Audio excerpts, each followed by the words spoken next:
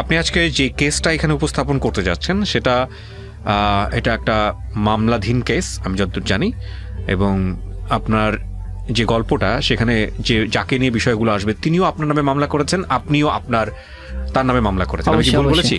ঠিক বলেছি আমি? হ্যাঁ, অবশ্যই। এবং এই মামলাধীন কেস বিধায় আমি অনুষ্ঠানের শুরুতেই বলে নিতে চাই প্রিয় দর্শক এবং শ্রোতা যারা অনুষ্ঠানটি শুনছেন, যে কোনো মামলাধীন এবং আইনের মুখাপেক্ষী হওয়া ঘটনা যা আমরা এখানে উপস্থাপন করি সে বিষয়ে আমাদের কোনো ধরনের কোনো নিজস্ব মতামত নেই।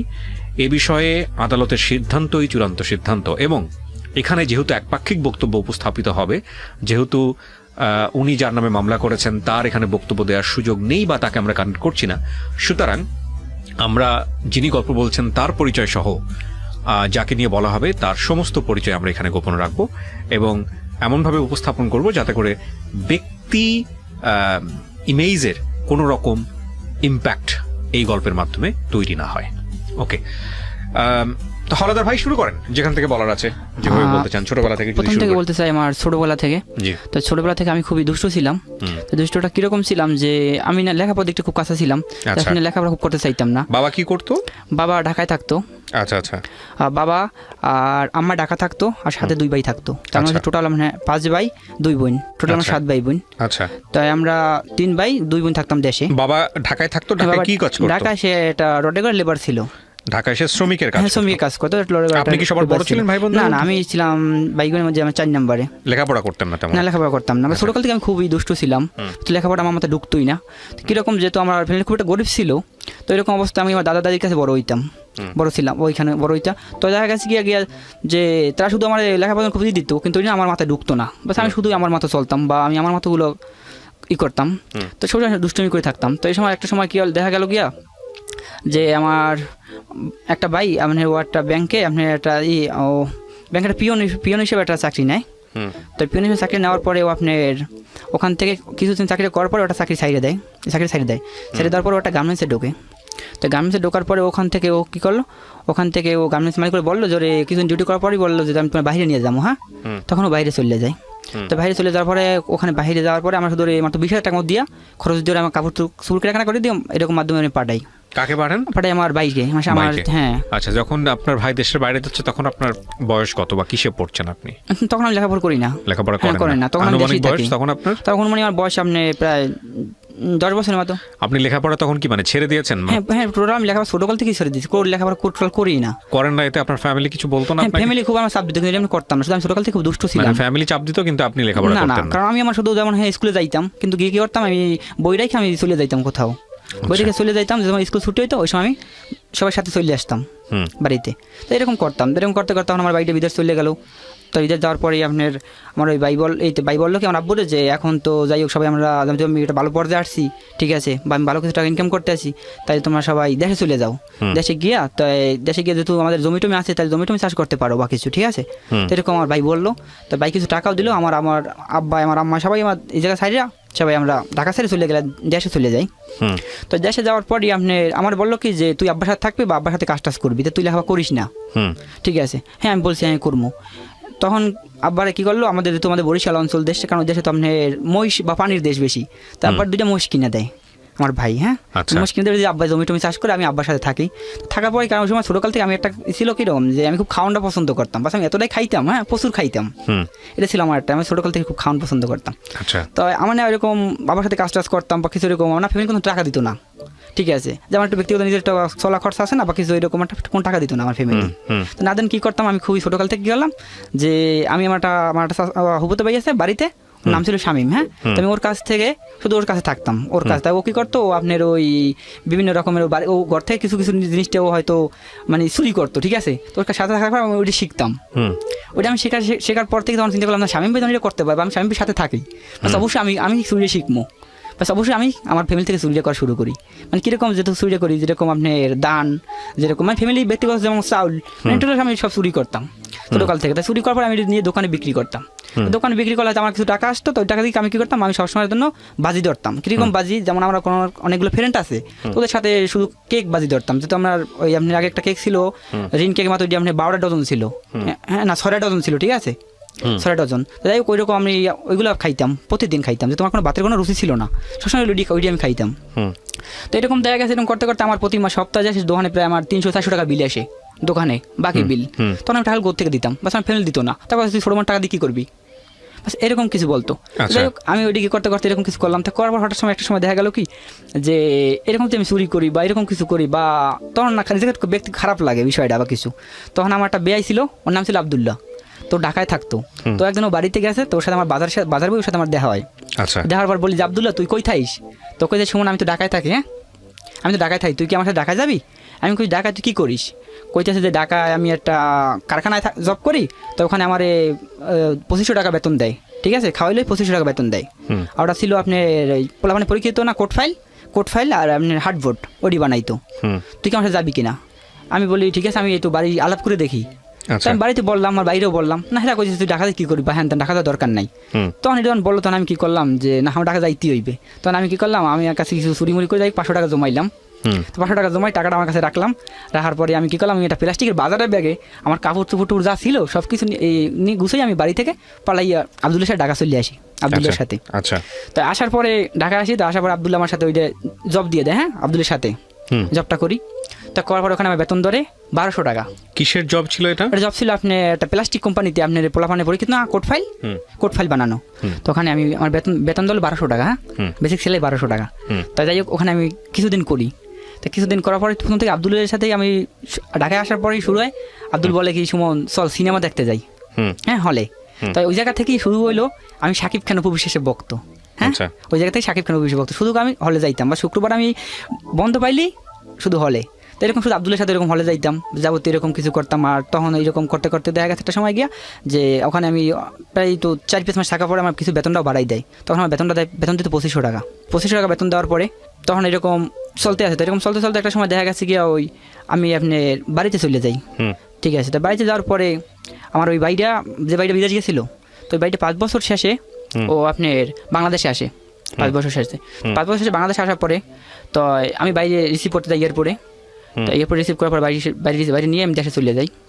তো দেশে যাওয়ার পরই মনে করেন যে ওখানে আমি দেশে যাওয়ার পরই আমার একটা মামাতো বোন ছিল, তো ও আবার আপনার আমাদের বাড়ি বেড়াইতে আসে। আমাদের বাড়ি ওর বাড়িটা খুব কাছাকাছি, আপনার দেখা গেছে আমাদের বাড়ি যাইতে মনে করেন 5 মিনিটের মতো সময় লাগে, মানে এরকম। তাই ও আমাদের বাড়ি বেড়াইতে আসে। তো বেড়াইতে আসার পরে আমরা খুব আনন্দ ফুর্তি করি, বা সবসময়ের জন্য আপনার যেমন মানে আমি খুব সরকারি দুষ্টরা এরকম বলতাম, খুব ডুবাইতাম আর কি পানির ভিতরে, হ্যাঁ সবসময়ের জন্য বাস এরকম কিছু করতাম। তো সবাই মিলে করতাম, বাস ওর সময় আমার কোনো ভালো লাগতো না ওর বিষয়ে কিছু, ঠিক আছে, বা কোনো হয় কিছু বাস এরকম ওর আমার ভালোবাসাই জাগে না বা কিছু। তো দেখ হঠাৎ করে আপনার একটা সময় দেখা গেছে কি যে ওরে আমি একটা সময় মানে ওই আমার বাড়ির সাথে আমি মাছ ধরি, হ্যাঁ পুষ্করণীতে মাছ ধরার পরে আমার পাউডা কাটতে যায়। তো কাটতে যাওয়ার পরে ও কী করলো যে আমাদের বাড়ি থেকে আমাদের মাঠে গিয়া দাঁড়াই আছে মেয়েটা, হ্যাঁ মেয়েটা। তো ও একটা গোলাপি ড্রেস ছিল, ও একটা গোলাপি ড্রেস পিনতে আমাদের খেতে মাঠে দাঁড়াইছিল, হ্যাঁ। তো আমি বাজারে গেছিলাম, তো বাজার যাওয়ার পরে তোমার পাউডা কাটতে গেছিলো। আমি বাজার থেকে আপনার ডাক্তার দেখাইয়া আমি আপনার বাড়িতে চলে আসি। তো আসার পরে ওর সাথে আমার পথে বই দেখা হয়। তখন ও বলে যে কই গেছিলা? তখন আমি কইতে আসি যে এরকম বাড়ির সাথে মাছ ধরছিলাম, তাহলে তোমার পাউডা কাটতে গেছে, হ্যাঁ তাহলে আমি তো ডাক্তারের কাছে গেছিলাম। তখন ও বলে কি ছোটোকাল থেকেই শুধু মহিষের মতো করো বা কিছু, বা ছোটোকাল থেকে শুধু এরকম করো, বাস ধৈর্য সহকারে থাকতে পারো না বা কিছু, হ্যাঁ বা মানুষের খেয়াল করে চলতে পারো না। তখন বিষয়টা আমার বলে। আচ্ছা, তখন আমি বললাম যে আমি ধৈর্য সহকারে বা খেয়াল করে এটা করছিলাম, কিন্তু কেমন দেখলে তা আমি বলতে পারি না বা কিছু। যাই হোক একটা সময় ওইরকম আমি ওই কথাটা বলার পরে বাস আমি না কেমন যেন একটা নজরের দিক তাকাই, তাকার পরে কেমন আমার খুব ভালো লাগে যায়, হ্যাঁ ওই জায়গা থেকে। বাস ওই জায়গা থেকে ভালো লাগার পরে বাস আমি কিছু বলতাম না। তো না বলার কারণে আমার একটা ভাই ছিল খালতো ভাই, ওর নাম ছিল সজীব, হ্যাঁ। তো সজীব আমি একটা দিন বলে গেছি মন তুই ঢাকায় থাকিস, তাইলে তুই কোনো মেয়ের সাথে রিলেশন করতে পারিস না? তখন আমি বলছি যে না ভাই একই আমি লেখাপড়া কম বা কিছু হ্যান তাহলে আমার সাথে কে রিলেশন করবে বা কিছু এরকম, হ্যাঁ আমি কিছু রিলেশন পছন্দ করি না বা কিছু, হ্যাঁ। তখন হেউটে করলো কি যে হ্যাঁ পছন্দ করো না, তাহলে আমার এই মামাতো বোন আছে, তাহলে তুই ও তো তোর সেম বয়সী, তাহলে তুই ওর সাথে রিলেশন করতে পারিস না? আমি কই না ভাই শিক্ষিত লেখাপড়া করে বা কিছু, আমি হয়তো লেখাপড়া কম বা কিছু, এটিকে আমার মানবে বা কিছু, হ্যাঁ এটা আমি ওইবে না। তখন ও করলে চেষ্টা করে সমস্যা কি সজীব কথাটা কইলো। আর ওই যে আগে আমার ওর একদিন খুব আমার ওইরকম নজর আমি দেখছি ভালো লাগছে।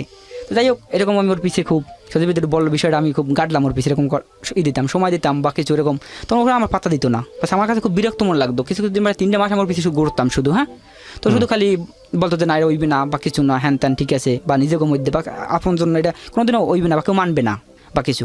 তখন আমি বলতাম যে কেউ মানুক আর না মানুক, ঠিক আছে, যে আমি তোমার চাই এটাই সত্য, বাস কেউ মানুক আর না মানুক, ঠিক আছে।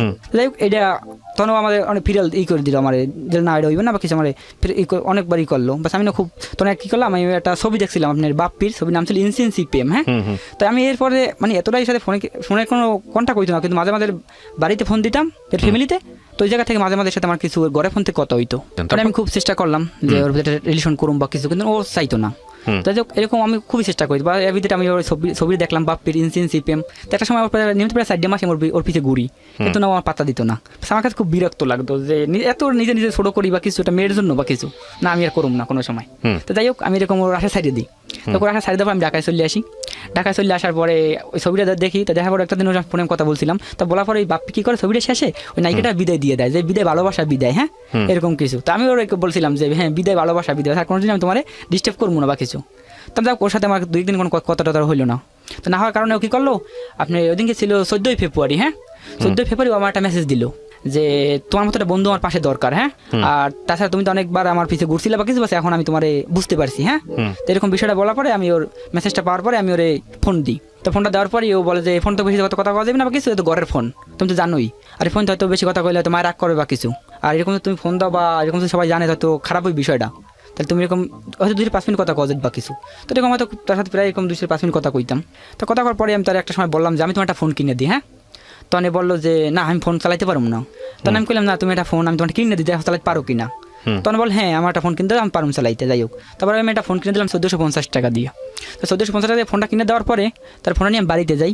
তো বাড়িতে যাওয়ার পরে হ্যাঁ আমি এখন তো ভাবি ফোনটা তারে দিই। হ্যাঁ, তো দেওয়ার পর সে ফোনটা নেয়। তো ফোনটা নেওয়ার পরে তারপর আমি একটা সিম কিনে দিই, পার্সোনাল একটা সিম কিনতে, ওই সিমটা সে চালায়। তো ওই জায়গা থেকে তার সাথে আমার কন্টিনিউ ফোনে কথা যাবতীয় সব কিছু হইতে আসে।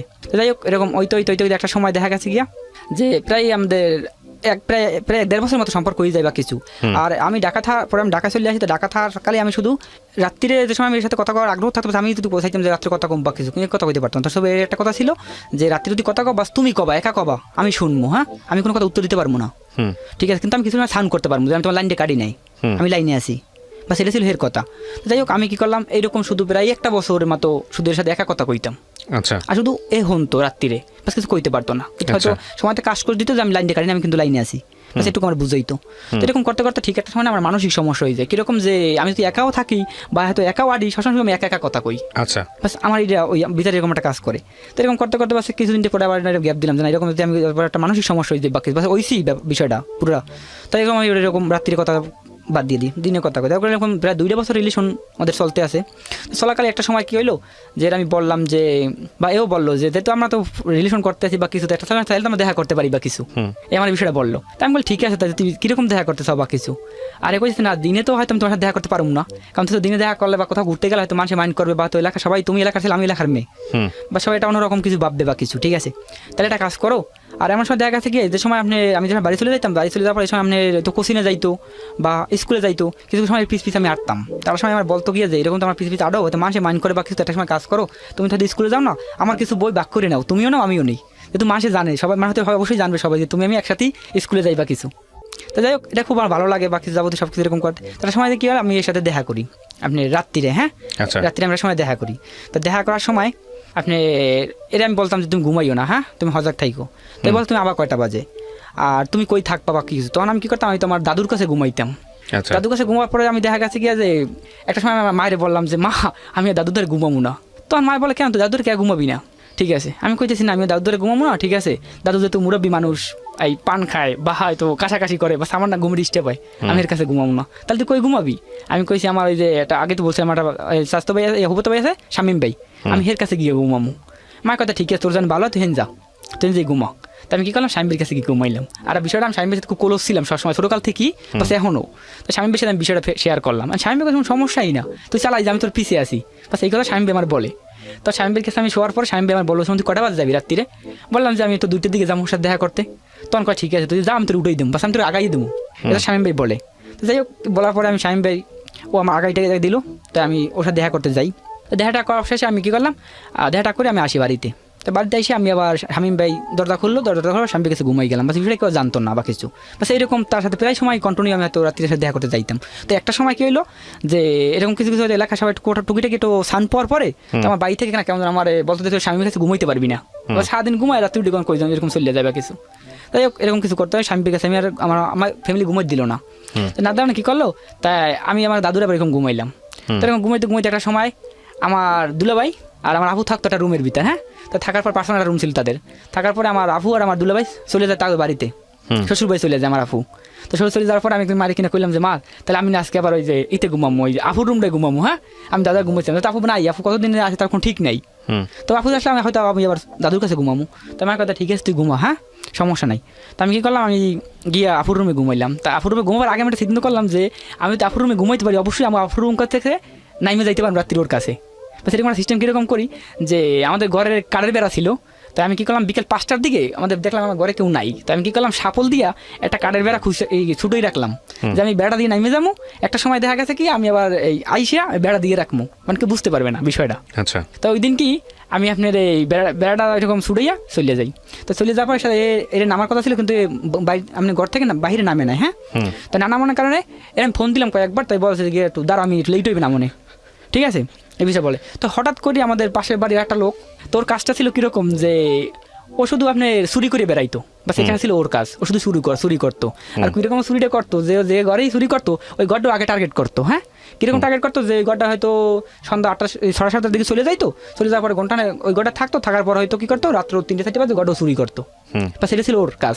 তো একটা সময় কি আমি ওখানে ওর সাথে দেখা করতে যাই। তো দেখা করার পরে ওই লোকটা জানো কোত্থেকে জানো আপনার দেখলাম কাপড়টা পুরো আপনার কাঁচানো, আর একটা শার্ট ছিল পিছে বান্ধনে, পুরো খালি গায়ে, কিছু নাই না থাকার কারণে ওই আমি দেখা করতে যাই, ওই সময় ওই লোকটার সাথে আমার দেখা হয়। আচ্ছা, দেখা হওয়ার পরে আমার কইতেছে গিয়া যে সুমন তুই এখানে কে, তো তোমার পাশে লাগে আমার সিনে। তখন আমি কইলাম যে ভাই আপনি এখানে কেন, বা সেতর কে আইসেন এই জায়গায়। তখন আমি বললাম যে আমি আমার বিষয়ে বললাম বাঙ্গাই সুরাইয়ে যে ভাই এই অবস্থা বা এরকম কাইতে হয়তো আমি আইসি বা কিছু, ঠিক আছে তাহলে আপনি এনে কে এত রাইতে। তখন কই যে সুমন তুমি তো জানোই যে আমার বিষয়ে একটা মামলা ছিল। হ্যাঁ, ওই মামলার কেসে পুলিশ আমার লড়াই, আমার এই কথা বলতে আছে। তখন আমি বলতে গেলাম যে ভাই আপনি কি ঘুমার জায়গা পাইতেছেন না, কইতেছে যে না সুমন আমি ঘুমার জায়গা পাইতেছি না বা কিছু। বা তখন আমি বললাম যে আমাদের বাড়ির সামনে একটা মাছের গেরা আছে, বা সেই গেরে আমার 200 টাকা চাষা আছে, ওই চাষা মনে করেন ওখানে গের করছে বা ওখানে থাকার মতো ব্যবস্থাও করছে। তো আপনি ওখানে যান, ওখানে যাইতে আপনি ঘুমান, আপনি পুলিশ খুঁজবে না, ঠিক আছে আমি ওখানে পুলিশ যাইবেও না। আর আমি যদি মনে করেন যে ওর সাথে দেখাটা করি অবশ্যই আমি আমার সাথে দেখা করুন, আমি কথা বলছি। তাই বলছে ঠিক আছে সুমন। ও তখন আমার বললো কি সুমন একটা কাজ করো, তুমি যদি ঘর থেকে না নামে তাহলে তুমি একটা কাজ করো, তুমি ঘরে উঠতে যাও ওই রাত্রিরে। তখন আমি বললাম যে না ভাই আমি রাত্রে আমি গড়ে উঠতে পারবো না, কারণ অবশ্যই রাত্রির গড়ে উঠে হয়তো মানুষজন বলে দেখাইবে, হয়তো মানুষের খারাপ করে একটা মান সমাজ লেখাপড়া এই ডেকেছি, ঠিক আছে না আমি এটা করলাম না কারণে ওরে আমি পর বিষয়টা বললাম যে দেখো এই অবস্থায় লোকটার সাথে দেখা হইবে হ্যান, তো বললো যে ওই লোকটা ভালো না বা খারাপ, তাহলে তুমি একটা কাজ করো বাড়ি চলে যাও। হ্যাঁ, আজকে দেখা হইবে না তোমার আমার, ঠিক আছে। তো যাই হোক এটা হওয়ার পরে আমি কি করলাম বাড়ি চলে গেলাম। তার ওই যে ওই বাড়ি চলে গেল। তো বাড়িতে যাওয়ার পরই আমি কি করলাম সকাল ফজরের আজানের পরই আব্বা আমার উঠইলো যে সুমন চল মাঠে যাইতে ধান কাটতে। হ্যাঁ, তা মাঠে যাইতে ধান কাটতে। তো আমি কি করলাম আব্বার সাথে গেলাম মাঠে ধান কাটতে। তো ধান কাটতে কাটতে সকাল 9টা মতো বাজে। ওই সময় আমার কয় কি আব্বাই যে সুমন খবর শুনছিস। আমি কইছি না তো কী হয়েছে। কয় ওই যে পাশের যে বাড়িটা আছে না, আমি কই হ্যাঁ ওই বাড়ির তো ওই যে অমুকে তোর এই করছে ওই স্বর্ণের চেইন ছিল, স্বর্ণের চেইন নিয়ে গেছে। হ্যাঁ, তখন আমি আর আব্বারের বিষয়টা বলি নাই যে আব্বা ওই লোকটার সাথে আমার রাত্রি দেখা হয়েছিল বা কিছু হ্যান তান। তখন হয়তো আব্বা যদি বিষয়টা বলতাম আব্বা বলতো রাত্রি তোর ওই সাথে তোর কী সম্পর্ক ছিল বা রাত্রি তুই সাথে কে দেখা করছিলি বা কিছু, বিষয়টা আমি একটাবার বলি নাই। যাই হোক আব্বা আমার কথা বলতে আমার মাথায় রইলো। তো এক সময় দেখা গেছে গিয়ে যে আমার একটা ভাই আছে ও দেশে ব্যবসা করে। হ্যাঁ, তোর নাম হয়েছে মিরাজ। তারপরে আমাদের বাইক হচ্ছে সবচেয়ে করে বেশি চেনে সবাই, এলাকার সবাই বা সবাই ওর ভালো চেনে সবাই, আমার তো খুব কম চেনে, তোমার ঢাকা ঢোকা ছিলাম। তো ওরে আমাদের বাড়ির পাশে এক লোক ছিল, তার নাম ছিল দুলাল নানা। হ্যাঁ, ওই নানা কইতেছে গিয়ে আমার মিরাজ ভাই রে যে মিরাজ ভাই ও যে মিরাজ এদিকে আসো, তোমার একটা ছোট ভাই থাকে না ঢাকা ঢোকা থাকে সুন্দর করে রাঙ্গা টাঙ্গা। হ্যাঁ, তোর নাম কি? আমি কইতেছে ওর নাম তো সুমন। কইতেছে গিয়ে যে তাইলে ওর লাগে আমার কিছু পার্সোনাল কথা আছে। ওই নানাই আমার কইতে আছে, ওই আমার বাইরে কইতে আছে। হ্যাঁ, ওর সাথে কিছু পার্সোনাল কথা আছে। বা সেই কথাটা নেওয়ার পরে এই কথাটা মানে আমার নানা সহকারে আমার ভাই সহকারে আমার বাড়িতে যায় সময় সন্ধ্যা 7টার মতো বাজে ওই সময়টায়। তো সময়টা যাওয়ার পরে আমার ডাক দিল যে নাতি এদিকে গাও। তখন আমি বললাম হ্যাঁ না কী হয়েছে কন দেই। তোমার একটা কথা দিই কিন্তু সত্যি কথা কবা। হ্যাঁ, আমি না সত্যি কথা কম, কী সমস্যা কন দেই। কয় তুমি কি কার রাইতে বাইরে ছিলা? হ্যাঁ, আমি কই না তো। কয় না তুমি সত্যি কথা কও, বড় মান লাগ মিথ্যে কথা কইতে হয় না, তুমি কারিতে বাইরে ছিলা কিনা। তখন আমি বললাম যে তখন আমি বিষয়টা নিয়ে একটু দূরে নিয়ে বললাম, আমার বাড়ির কাছ থেকে দূরে নিয়ে বললাম যে হ্যাঁ না এই অবস্থা এরকম কাজ, হ্যাঁ আমি একটু ছিলাম বাইরে বাকি, কী সমস্যা কন দিই। কইতেছে তুমি বলে এই করছো, ওই পাশের বাড়ি স্বর্ণের চেন বলে তুমি চুরি করছো, ঠিক আছে। আমি কইলাম যে না এই কথা কে কইলো। কয় তোমার কালকে কারাতে কি লোক দেওয়া হয়েছিল। আমি কই কাউ বিষয়টা ও জানাইছে সবাই রে, তুমি রাত্রিরে ওই পাশে বাড়ির স্বর্ণের চেন চুরি করছো, ঠিক আছে। তো যাই হোক, এটা করার পরে কি করলো যে পুরাটা নিয়ে সিরিয়াসলি শুরু হয়ে গেল লেখার মধ্যে বা কিছু। তখন ও আপনি চুরি করছেন? হ্যাঁ, আমি চুরি করছি। আর ওর ফ্যামিলিও সবাই জানাজানি হয়ে গেল যে আমি ওর সাথে রিলেশন করি, বা আমরা রাতে আসছিলাম দেখা করার জন্য, সোনিয়ার সাথে রিলেশন? হ্যাঁ, সোনিয়ার সাথে রিলেশন করতাম, বা সবাই দেখার জন্য, মানে পুরো বিষয়টা নিয়ে সবাই এলাকা সবাই জানিয়ে গেল বিষয়টা যে ওরা আমার সম্পর্ক আছে বা আমরা রাতে দেখা করি। বাস এটা হওয়ার পর থেকে কি হইলো যে আপনি আমাদের এলাকায় সে মেম্বার ছিল, তো মেম্বারের মাধ্যমে হয়তো আন্য আরও কিছু লোকজন ছিল, আমাদের ডাকার পরে তো আব্বা কী করলো, ওই সবাই সামনে মার দিল। কি মার দিল যে আরও আমার ছেলে মেয়ে আছে সবাই সেখানে কোনো কলঙ্ক না, বাস তোর নিটা কে হইলো, ঠিক আছে, বা তুই এরকম কে করলি বা কিছু, আর তুই কে এরকম কী করলি কে, বা সেটা করার পরে আমার কী করলো যে করে দিল যে ঠিক আছে, তাহলে আমার অনেক লোকটা ছিল, সে সবাই দাওয়াদারি করলো, ধরলো যে না যারা ছোটো মানুষ ভুল করছে বা কিছু বুঝতে পারে না কিছু, ঠিক আছে। তখন থেকে শুরু হলো বিয়ে দিবে। তারা কি করে, ও আপনি বিভিন্ন জায়গায় ছেলে দেখতে চায় বা মানে সব জায়গায় এরকম খোঁজ লাগায় ওরে বিয়ে দিবে বা কিছু, ঠিক আছে। এই তখন এই বিষয়টা আমার যে ভাই বিদেশ আমরা বিদেশ চলে গেল, তো ওই ভাই জানলো বিষয়টা। বিষয় জানার পর ভাই আমার ফোন, ভাই সাথে আমি খুব ক্লোজ ছিলাম, তো ভাই আমার ফোন দিল যে সুমন এই অবস্থা, এরকম কাহিনী, এরকম কে করলি, আর একটা জিনিস দেখ যে বর্তমান তো বয়স কম, হ্যাঁ, এরকম কে করলি যে কম বয়সে বা কিছু হয়তো মানুষও খারাপ বিষয়টা বা কিছু হ্যান ত্যান, তা তুই এরকম কে করলি, তা তুই একটা কাজ কর, যা করছিস না করছিস এইরকমই থাকুক, হ্যাঁ, তুই ঢাকা চলে যা, তুই ঢাকা যাই, তুই আগে চাকরিটা করবি তুইটাই কর, ঠিক আছে, আর ওর মতো থাকুক, হ্যাঁ, ওর মতো থাকুক, ও থাইকে লেখাপড়াটা যা করছিস করে ওর মাথা তুই ঢাকা চলে যা। আমি বলছি না আমি ঢাকা যাবো না, ঠিক আছে, আমি কেমন ভালোবাসি তোর আমি বিয়ে করুম বা কিছু, হ্যাঁ, আর ও আমার জন্য খুব পাগল ছিল। তো এটা ছিল এই, আর এরকম আমি কিছু পরে দেখা গেছে কি একটা কথা যে এরকম করতে করতে ওরা একটা কথা আমি ভুলে গেছি, বলা হয় না, তোর আমি একটা ফোন কিনে দেওয়ার পরে ও ফোনটা কিছুদিন চালায়, তারপর ধরা খাইয়ে যায়, ওর বাড়ি কাছে ওর বড় ভাইকে ধরা খাইয়ে যায়, আর ওর বড় ভাইয়েরও প্রায় 1 বছর ডিফারেন্স, হ্যাঁ, ওর 1 বছর ডিফারেন্স হইবে এরকম। তো বড় বাড়ির কাছে ধরা খাইয়ে যায়, ধরা খাইয়ে যাওয়ার বাড়ির কাছে সব কিছু স্বীকার করতে হয়, যে কে ফোন দিছে, কেটা করে ই করে যাবতীয় সব কিছু বাড়ির কাছে অবশ্যই স্বীকার করে দেয়। স্বীকার করার পরে আপনি মনে করেন এরকম পরে পুরো এলাকার আমাদের পুরো থানায় সবাই জানিয়ে যায় এমন একটা অবস্থা নিয়ে। ওকে, তো জানার পরে আপনি করা হয়েছিল, তখন আর ভাই বললো যে ঢাকা যা, আমি বলছিলাম ঢাকা যাবো না, তখন ভাই আমার একটা বুদ্ধি দিল যে ঢাকা যদি না যাও তাহলে তুই একটা কাজ কর, তোর ভালোবাসে কিনা মন থেকে বা কিছু, হ্যাঁ, আমি বলছি অবশ্যই আমার ভালোবাসে, ঠিক আছে, বা সেটা আমি এতটা ভালোবাসি বা এই জন্য আমার পড়াটা আমি দিয়ে দেবো, হ্যাঁ, আমি এতটাই ভালোবাসি, আমি কোনোদিন বলতে পারবো না বা কিছু, ঠিক আছে, সব কিছুর বিনিময়ে আমি এটা চাই, এটাই বললাম আমার বাইরে। তো ভাই বললো একটা কাজ কর, তাইলে তুই একটা কাজ কর, আমি তোর যেরকম শুনবি, আমি কইছি হ্যাঁ বলেন, তখন কইছে তোর আমি কিছু টাকা দিই, টাকা চলে যা বাইকে তোরা দুইজনে, আগে টাকা তো নেই, তারপর যা করা করবি না, হ্যাঁ, ডিসিশন নিয়ে আগে ঢাকায় চলে যা। তখন আমি বাসিতে কন্ট্যাক্ট করে কন্ট্যাক্ট করলাম যে এখন তো দেখো যে বিষয়টা সবাই জানি গেছে বা আমার কিছু হয়ে গেছে একটা সময় না, গিয়ে তোমার ফ্যামিলি বিয়ে দিয়ে দেবে, বাস আমি তো তোমার পাবো না বা কিছু, বাস তুমি আমার সত্য ভালোবাসছিলাম বা কিছু, হয়তো তোমাদের ভালোবাসা ব্যর্থ যাবে বা কিছু, ঠিক আছে, তাহলে তুমি আমার সাথে ঢাকা যাবা কিনা, আর কই যে হ্যাঁ অবশ্যই তোমার সাথে ঢাকা যাবো। তখন আমি কী করলাম, আমি ভাই আমার টাকা দিল, ভাই আমার 10,000 টাকা দিল বিকেশে পাঠাইয়া। তো 10,000 টাকা দেওয়ার পরে আমি কী করলাম, আমি আমার সেটা নিয়ে আমি আমার স্টেশনে গিয়ে আমি গাড়ির টিকিট কাটলাম, মানে আমি সব কিছু সোনির সাথে কন্ট্যাক্ট করি আর কি, ঠিক আছে, নিয়ে টিকিট কাটলাম।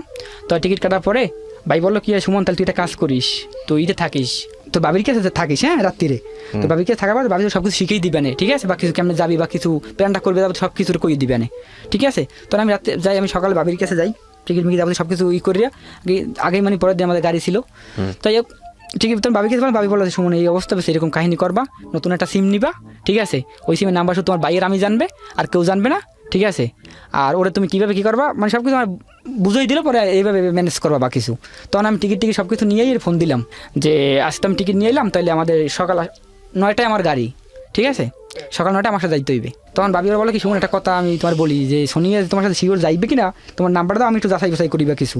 তখন বাবি এবার ফোন দিল, তুমি কি সুমনের সাথে যাবা কিনা বা কিছু, কইছে আমি যাবো সুমনের সাথে, আমি সুমনের সাথে যাবো। তখন আমার বাবি কথা বললো যে দেখো সময় দেখা গেছে গিয়ে যে একটা মেয়ে একটা ছেলের লাইফ কিন্তু নষ্ট করে, ঠিক আছে, কীরকম যে তুমি আমার ভালোবাসো আবেগে যাবতীয় সব কিছু করে ত্যাগ করবে, একটা সময় গিয়ে যে তুমি তোমার ফ্যামিলির কাছে বা যাবতীয় সবার কাছে একটা সময় পরিস্থিতি শিখে তুমি বলবা যে সুমন আমার জোর করে নিছে বা আমি আমার নিজের মন থেকে যাই নাই, তখন হয়তো সুমনের লাইফটা নষ্ট হয়ে যাবে বা কিছু, ঠিক আছে। তখন কী করলো, ওর কথাগুলো বাবি রেকর্ড করে রাখলো, ঠিক আছে, বাবি রেকর্ড করে রাখার পরে হ্যাঁ বাবি ওর সাথে কনফার্ম হলে অবশ্যই যাইবে। তো যাই হোক ওরা আমি নিয়ে চলে গেলাম ঢাকায়। আর আগেই আমার ওই যে বাড়িটি বিদেশ থাকে তার সাথে কন্ট্যাক্ট হয়েছিল আমার দুলাবাড়ির সাথে, কারণ আমার দুলাবাড়ি আবার ঢাকায় বাড়ি আছে গাজীপুরে, হ্যাঁ।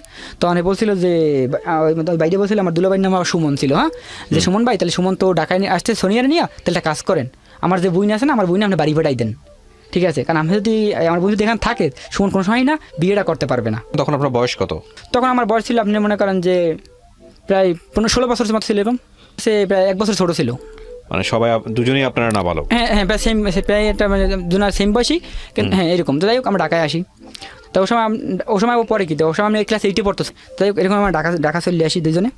তো ঢাকা চলে আসার পরই মনে করেন যে আমার দুলাভাই কী করলো, আমার আফুর বাড়ি বেড়াই দিল। তো বাড়ি বেড়াই দেওয়ার পর আমরা ঢাকায় আসি। তো ঢাকা আসার পরে আমরা দুজনে একসাথে কিছুদিন থাকি। তো থাকার পরে কি আমার ওই দুলাভাই আমার বুঝাইলো, বা ওরা অনেকক্ষণ বুঝাইলো যে দেখো তোমার যে একটা বয়সে বুলডো করছো বা কিছু, ঠিক আছে, তো এটা ঠিক না, তাহলে একটা কাজ করো যে তোমার বাড়ি চলে যাও, বিয়েটা না করি। হ্যাঁ, আর আমার সময় দেখা গেছে কি যে আমার ওই মানে এলাকায় কীরকম জানা জানি হলো বিষয়টা, যে আমার ছোটো একটা ভাই ছিল, ও আর স্কুলে পড়তো, ঠিক আছে।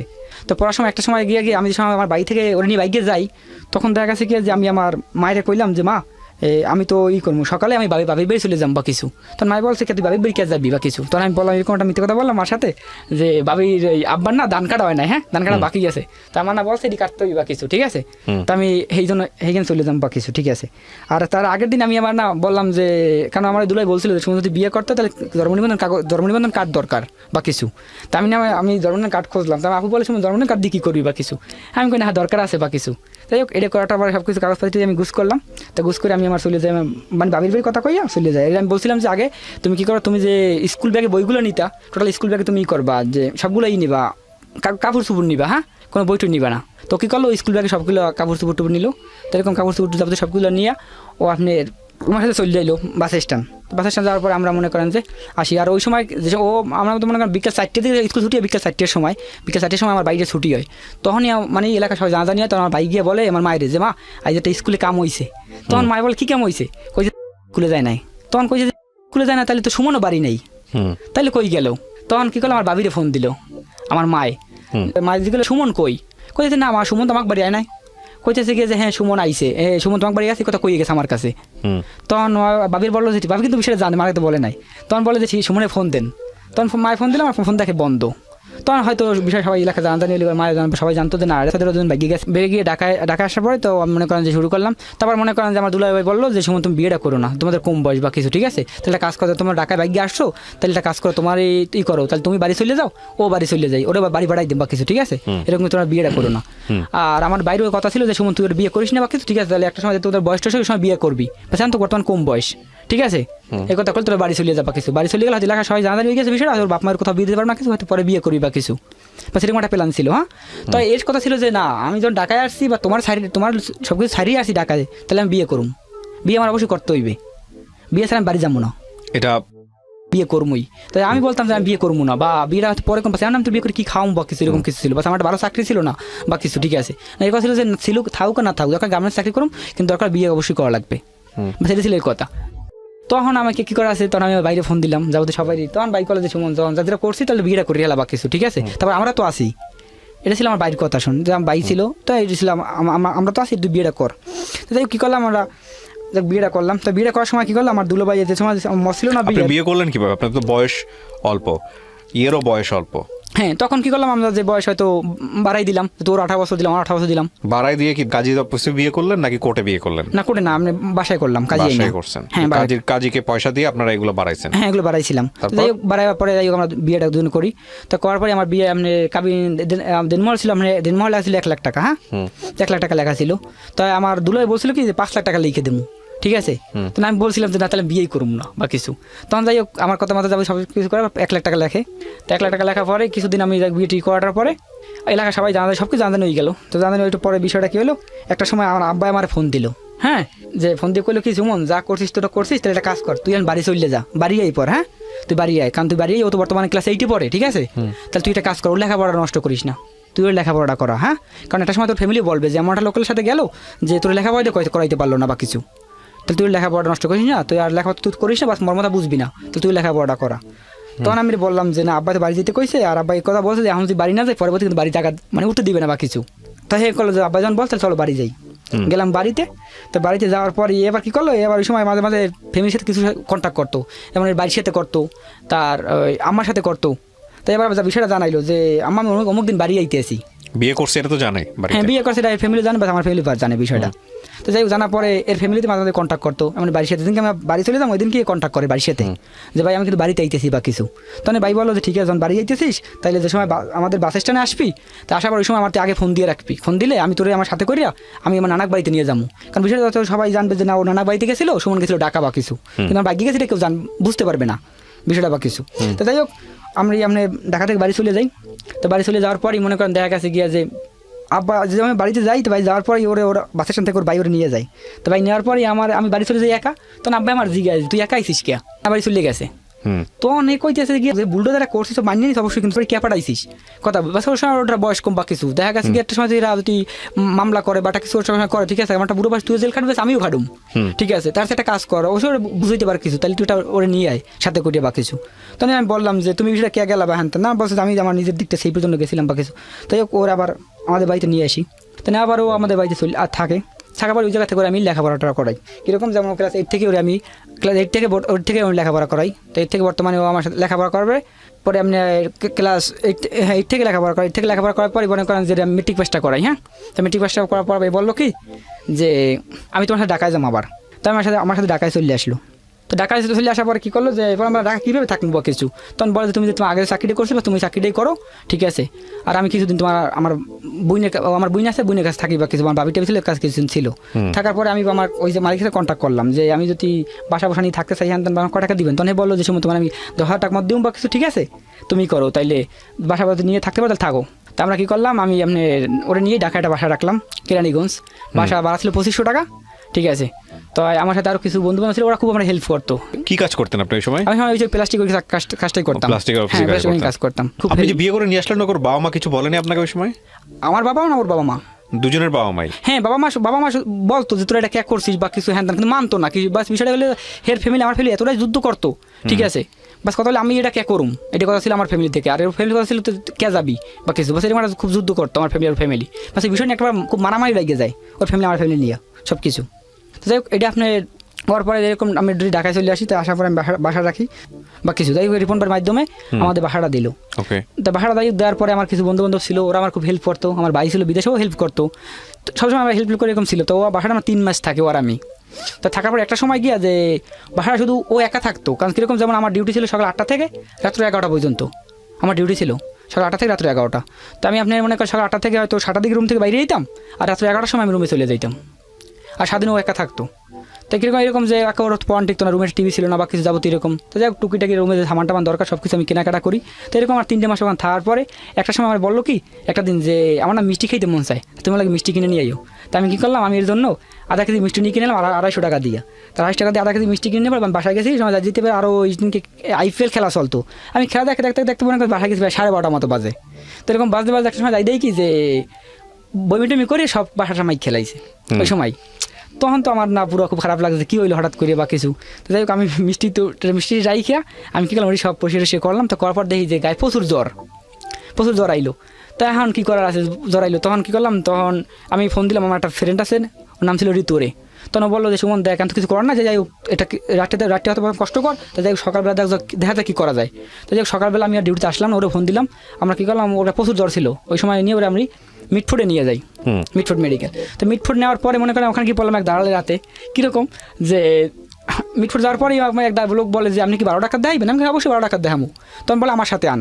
তো যাই হোক এর সাথে যাওয়ার পরে নিয়ে গেল আমাদের মিটফুটে অপরসাইড একটা মেডিকেল ছিল, ওই মেডিকেলটাই ঠিক নামটা কি মেডিকেলে খেয়াল নাই আমার। তো ওই জায়গায় নিয়ে যায়, ওই জায়গায় নেওয়ার পর হে আমার কাছে টাকা চাই, আমার কাছে 200 টাকা দাও। আমি বললাম কেন, কয় আমি যে তোমার 12 ডাক্তার কাছে নিয়ে এসেছি বা সেটা আমার দিতে ওই 200 টাকা, ঠিক আছে, আর আমি ডাক্তার কাছে কমিশন নিই, বাস আমার কাছে কেন। তো যাই হোক এর থেকে আমি টাকাটা খুব জিদ করে টাকা দিই না, যাই হোক ডাক্তার দেখা পরে আমি নিয়ে যাই বাসায়। তো বাসায় নিয়ে যাওয়ার পরে অনেক দিনই আমি এর জন্য খুব কষ্ট করি, আমিও সেবা করতে আমি হয়তো অসুস্থ হয়ে যাই। এরকম করতে একটা দিন প্রায় 3টে মাস আমাদের বাসা শেষ হয়ে গেল। তো একটা সময় বললো কি যে এখন আমি থাকবো না, আমি বাড়ি চলে যাম। বাড়ি যেয়ে আমার ওই সময় ও আমার সাথে মেট্রিক পরীক্ষা দিয়ে আসছিল, আমি বাড়ি যেয়ে আইয়ে ভর্তি হবো, এটা ছিল ওর কথা, যে আমি যা কিছু করি না করি তাহলে তুমি যা কিছু করো না করো, তুমি আমার লেখাপড়া নষ্ট করো না, বাস আমার দুজন আমি লেখাপড়া করি, বাস একটা সময় ভবিষ্যতে কাজে দিবে, ঠিক আছে, আর তুমি আমার এই ইচ্ছেটা পূরণ করো, যদি আমাদের সব ইচ্ছেগুলো নষ্ট হয়ে বা কিছু, কিন্তু ইচ্ছে লেখাপড়ার ইচ্ছেগুলো আমার তুমি এটা পূরণ করো।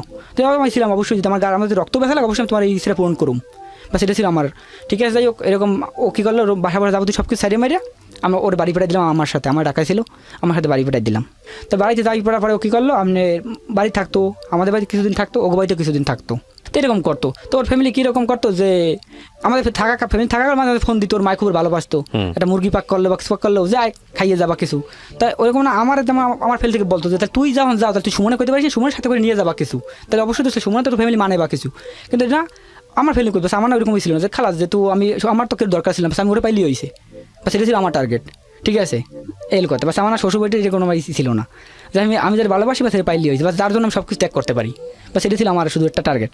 তো যাই হোক এরকম করতে করতে আপনি আইয়ে ভর্তি হইলো, তাই ভর্তি হওয়ার পরে সে আমি ঢাকায় থাকতাম, এই বাড়ি দেশে থাকতো, টুকিটাকি যাবো খরচা মরচা যাবো 300 সবগুলো খরচা মরচা আমি সবগুলো দিতাম মেরে, আমাদের বাড়িতে থাকতো কিছুদিন, এগো বাড়িতে থাকতো কিছুদিন, এরকম টাইমগুলো পাস করতো। তো করতে করতে একটা সময় গিয়ে বললো যে আমি তো এরকম ফ্রি থাই বা কিছু, তো একটা কাজ করি, আমি তাহলে সেলাই মেশিন কাজটা শিখতে পারি, বাড়িতে তো লাভ নাই, ভালো কথা আমি সেলাই মেশিন কাজগুলো শিখাই। তখন বলে গিয়ে যে তাহলে তো এরকম আমি যদি ভালোটা লেখাপড়া ভালো আমার সার্টিফিকেট বা কিছু, তাহলে আমি তো কম্পিউটার শিখতে পারি, কম্পিউটার কোর্স করতে পারি 6 মাসের জন্য। দেখে কী হলো, কম্পিউটার কোর্সটা 6 মাসের জন্য কমপ্লিট করলো। তো এরকম করতে করতে এরকম সবগুলো করলো আর কি। তো করার সময় একটা সময় দেখা গেছে যে আইএ পাসটা করলো, তো আইএ পাস করার মাঝখান আইএ পাস করা শেষ ওই সময় আমার বিদেশ যাওয়ার একটা সব কিছু সিদ্ধান্ত হয়, হ্যাঁ, যে আমি বাইরে চলে যাম। তো বাইরে যাওয়ার পরই দেখা গেছে গিয়ে যে আমি টাকা পয়সা একটা কীরকম যে কীভাবে ম্যানেজ করি, যে সবাই বলে যে যাওয়ার সময় সবাই বলে টাকা পয়সা কম বেশি দিমো, কিন্তু একটা সময় আমি যাওয়ার পরে না কেউ কোনো টাকা পয়সা এরকম দিতে চায় না বা কিছু। তখন আব্বাই কি করলো যে আমাদের একটা জমি ছিল, জমি নিয়ে খুব গ্যাঞ্জাম ছিল, পাশে একটা জায়গা। আপনার বউয়ের পরিবার কি ততদিনে মেনে নিয়েছে? হ্যাঁ ওরকম করে মেনে নিয়েছে, বাস আমার মানতো না। আচ্ছা আচ্ছা, এরকম আর কি। ও কন্টিনিউ আসা যাওয়া করতো, আমাদের বাড়ি থাকতো, ও বাড়িতে থাকতো, এরকম আর কি। টাকা পরে যাই হোক বিদেশে আমি কী করলাম, বিদেশ যাওয়ার জন্য সব কিছু গুজ করলাম, টাকা পয়সা যাবতীয় সব কিছু কীরকম যে সবাই বলে আমি টাকা পয়সা দিব, কিন্তু একটা সময় না কেউ টাকা পয়সা দিল না। তখন আব্বাই জমিটা বিক্রি করে দেয়, তো জমিটা বিক্রি করে আব্বাই আমার জমি থেকে 1.5 লাখ টাকা দেয়। 1.5 লাখ টাকা দেওয়ার পর আর কিছু টাকা বিভিন্ন কাছ থেকে টাকা সুদ আনি, তো সুদ মতো এরকম আনার পর থেকে টোটাল আমি 5 লাখ টাকা জোগাড় করি। আমার ওখানে যাওয়ার প্রায় 4,70,000 টাকা লাগে সৌদি যাওয়ার কালে। তো 4,70,000 টাকাগুলো সব টাকাগুলো ছিল বিভিন্ন সুদে মুদের কায়দায়, বাস কেউ নগদ টাকা দিল না আমার বা কিছু, শুধু আব্বাই আমার জমি বেশি 1.5 লাখ টাকা দিয়েছিল। আর এরকম কিছু এরকম টাকা যেভাবে ম্যানেজ করি, তো ম্যানেজ করার পর শেষে এটা একটা কথা ছিল যে তুমি যদি বিদেশ যাও তো একটা আমার একটা শর্ত আছে। হ্যাঁ বললাম যে বলো যে তুমি যদি যাও তাহলে তুমি আমার বিএ অনার্স করাবা, হ্যাঁ বিএ অনার্স তুমি ভর্তি করাবা কিছু, ঠিক আছে, বা বিএ অনার্স এরকম যদি আমি ভর্তি হই তাহলে বেশি একটা খরচা নাই, বেশি খুবই কম খরচা, আর তাছাড়া ওইরকম না ক্লাসও করা লাগে না, আমরা 2 মাসে একবার ক্লাসে যাইতে হয় না বা কিছু, ঠিক আছে, তাহলে তো করলে সমস্যা নাই তোমার। হ্যাঁ ঠিক আছে, তাহলে অবশ্যই করো, আমি যাইতে পারি। তো যাই হোক এরকম টাকা পয়সা সব কিছু সুদের মধ্যে বিভিন্ন রকম আইনি 5 লাখ টাকা দিয়ে আনার পরে যেদিনকে আমি এর ফ্যামিলিতে কইতে যাই, ঠিক আছে, তো আমার বাবি ছিল লগে, আমার মাই ছিল, আমার বুইনে ছিল, তখন এরা কী করলো, এই যেদিনকে কইতে যাবো ওই দিনকে রাত্রে আমার বললো কি যে তুমি আমার 1,000 টাকা দিও। হ্যাঁ আমি বললাম 1,000 তুমি কী করবা? তখন কইতেছে কি 1,000 টাকা যদি আমার তুমি দেওয়ার পরে আমি টাকা দিতে আমি ফ্যামিলিতে রুমে আমি রাখার পর তুমি সময় যাবা, ওই সময় যেন আমার আম্মাই তোমার হাতে দিয়ে দেয়, তুমি তুমি যেন বুঝতে পারো যে আমার আম্মাই দিস টাকাটা, আর এটা তোমার মা তোমার আম্মা যেন বুঝতে পারে, ঠিক আছে, বা কিছু মানে যে তোমার কাছে টাকা ছিল যেন না বুঝতে পারে, বা সেরকম একটা কিছু। আর ওরা এতটাই আমার নর্মাল একটা ফ্যামিলি ছিল যে ওইরকম না 1,000 টাকা ওদের কাছে ওইরকম একটা ছিল না বিষয় বা কিছু।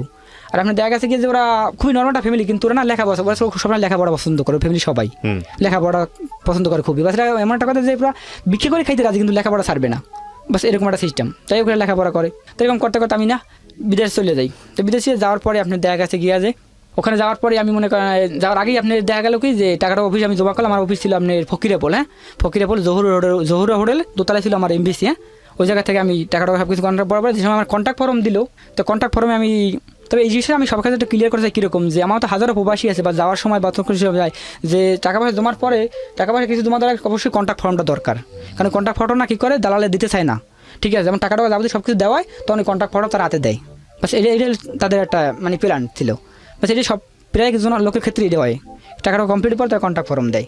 তো এরকম দেখা গেছে আমার ওইটা তাই করলো, টাকা কিছু দেওয়ার পরে মানে সব কিছু জমা করবো, আমার কন্ট্যাক্ট ফর্ম দিল। তো কন্ট্যাক্ট ফর্ম আমি দেখতে পাই পরে যে আমার বেসিক স্যালারি মাত্র 13,000 টাকা, মাত্র 13,000 টাকা, সৌদির 600 রিয়াল বেসিক স্যালারি, আর 8 ঘন্টা ডিউটি ছিল, কিন্তু 8 ঘন্টা ডিউটি আপনার 2 শিফটি, তা ওটা কন্ট্যাক্ট ফর্মে উল্লেখ করা ছিল না 2 শিফটি ডিউটি। কাজ কি ছিল?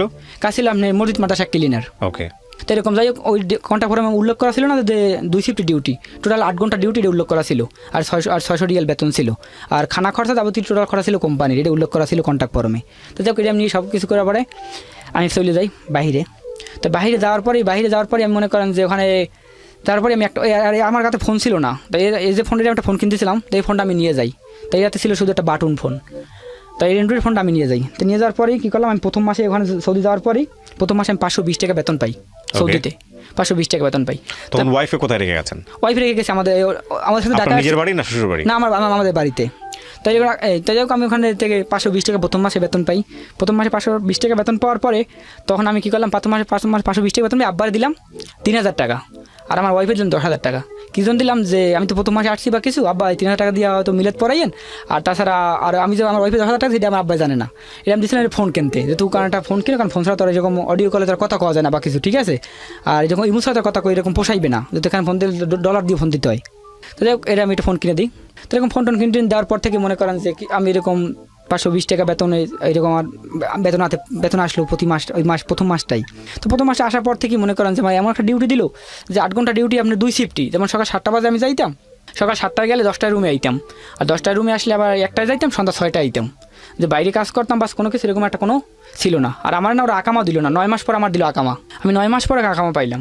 তো ওখানে যাওয়ার পরে আমি প্রথম থেকে সবার সাথে প্রথম যাওয়ার পর কিছুদিন যায় যে আমি বাংলাদেশ থেকে মাত্র 50 টাকা নিয়ে গেছিলাম সৌদিতে, সৌদি রিয়াল নিয়ে গেছিলাম। তো আমি 1000 টাকা এয়ারপোর্ট থেকে বাংলাইছিলাম, ওখানে মনে হয় সৌদি রিয়াল পাইছিলাম কত, সৌদি রিয়াল মনে হয় যে আমি প্রায় 35 টাকা না 40 টাকা পাইছিলাম এরকম।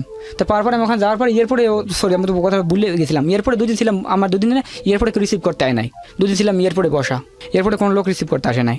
তো এয়ারপোর্টে রিসিভ করতে না আসার কারণে দেখা গেছে গিয়ে যে এয়ারপোর্ট দিয়ে আমি কী খামু, তাই আমি ওখান থেকে 15 টাকা একটা বার্গার কিনে খাই। আর আমার লগে একটা পুরনো লোক ছিল, তার বাড়ি ছিল, তার নাম ছিল জাহাঙ্গীর, তার বাড়ি ছিল কুমিল্লা।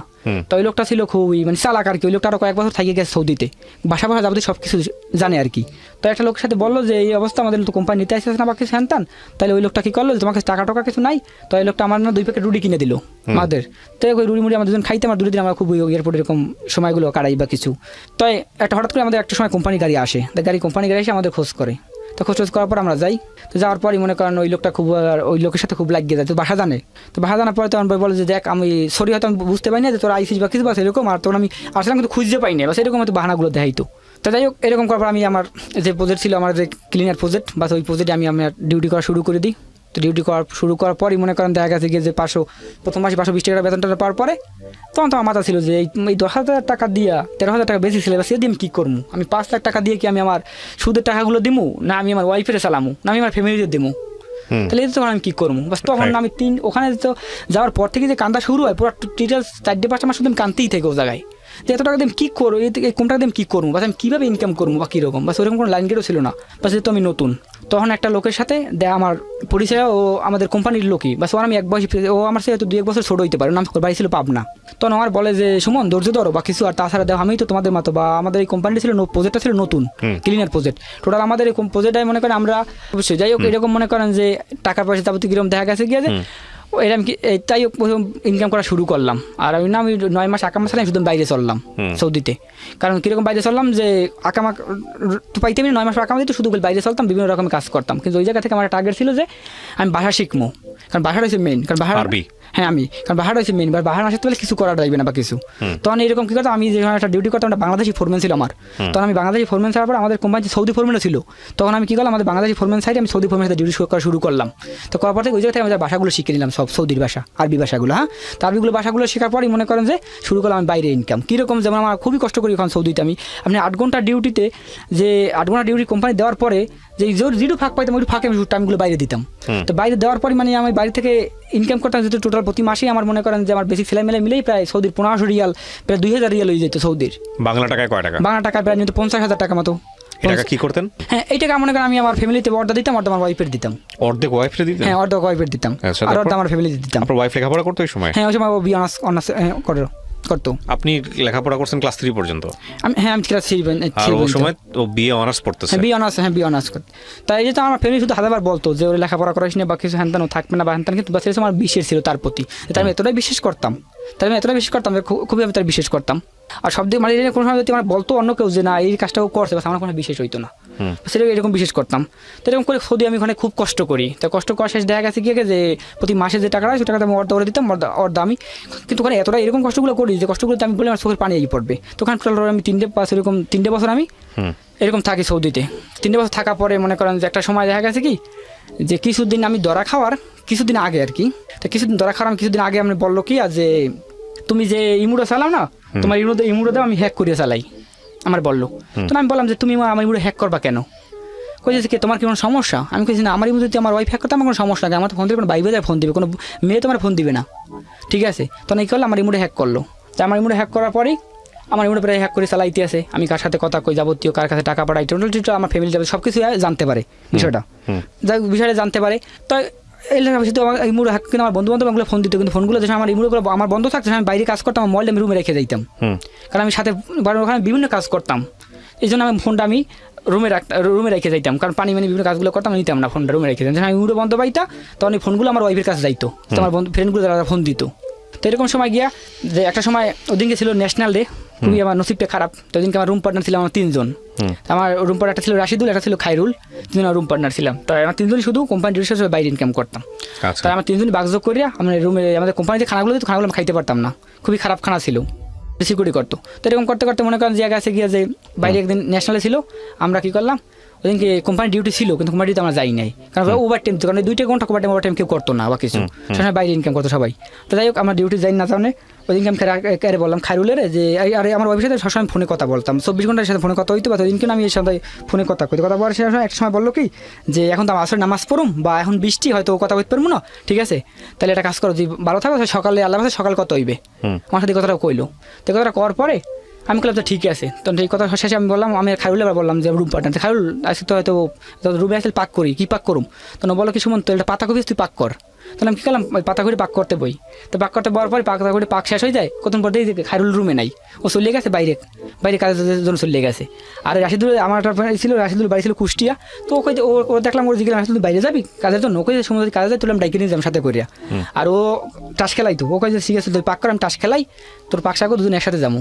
তো যাই হোক আমি পাকশাক করা শেষে ও টাসমাস খেলাইলো। পরে কী করলাম, আমি রুম থেকে খাইতেই আর 2 জন একসাথে আমার বাইরেই গেলাম, আর খাইও লাগে গেছে টোটাল 3 জন। তো যাওয়ার পরে ওই দিনকে মনে করেন যে কাজের জন্য যেহেতু আমি বাইরে মানে এমন খুব কষ্টগুলো করতাম, যেহেতু আমি যেরকম ভিক্ষা করে ওইরকম দাঁড়াইতো তো কাজের জন্য বাইরে, সেম ওরকম দাঁড়াইতো তো কাজের জন্য। তো কাজের জন্য সেম এরকম দাঁড়াবার পরে মনে করেন দেখা গেছে গিয়ে যে একটা গাড়ি এলে তো ওরা ভাষা কইতে পারতাম না, বাস আমি ভাষা কইতে পারতাম, হ্যাঁ যে তুই কী কাম করাবি, বাস ক ঘন্টা করাবি, কয় টাকা দিবি, ঠিক আছে বাস এরকম আমি কন্ট্যাক্ট করতে পারতাম। তো যাই হোক আমি আরবি ভাষাগুলো সব পারি। তো কন্ট্যাক্ট করার পরে ওকে করতো কি যে আপনি কইছে যে 2 ঘন্টা কাম করাম, 2 ঘন্টা ধরে আমি 30 টাকা দেবো, ঠিক আছে যাবি কিনা, বাস এই কাজ করামো, কিছু রুম তারতিব করামো, সামানটা মানে জায়গায় 2 জায়গায় ছড়ামো বা কিছু এরকম বলতো। তো আমি যাইতাম।